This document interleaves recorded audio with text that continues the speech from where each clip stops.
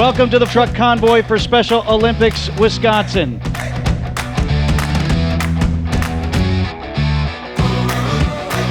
This event would not be possible without the support of our truck drivers as well as our law enforcement volunteers.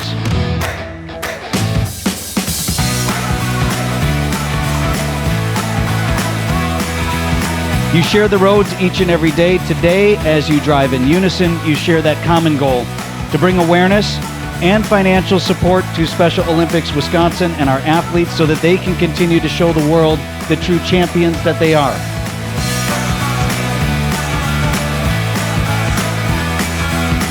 They're always driving, so they took time to drive some more for us. That's dedication to us, and I appreciate it. I'd like to say thank you for all the truckers, and thanks to the officers to help us also.